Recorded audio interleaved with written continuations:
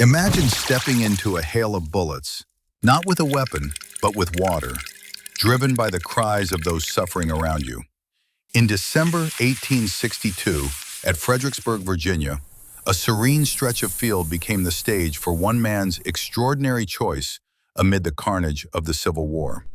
Throughout the day, Union soldiers had been mowed down by Confederate fire as they charged across the open ground towards Marye's heights. As dusk fell, the silence of the guns was replaced by haunting cries of wounded men left on the field. The voices called out into the cold night, voices pleading not for uniforms, but for the simplest comforts, a sip of water, a word of comfort. Amid this suffering, Richard Rowland Kirkland, a 19-year-old Confederate sergeant, listened with a heavy heart. He had witnessed brutal battles like those at Bull Run and Antietam, but the unseen suffering at Fredericksburg was something he couldn't ignore. By morning, he resolved to act. His decision wasn't about battlefield glory, it was about humanity. Though initially denied by his commander, General Joseph Kershaw, Kirkland's determination won through.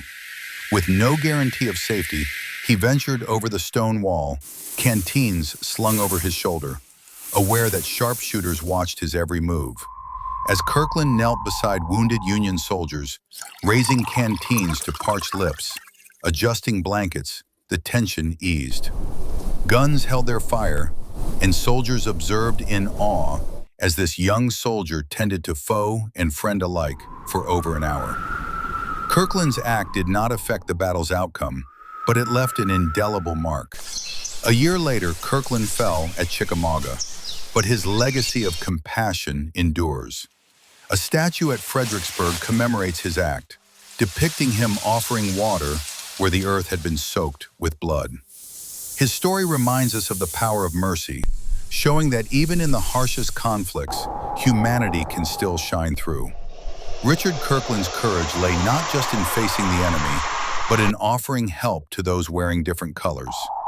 On that cold day at Fredericksburg, he taught us that the bravest act is not always in battle, but in bridging divides with compassion.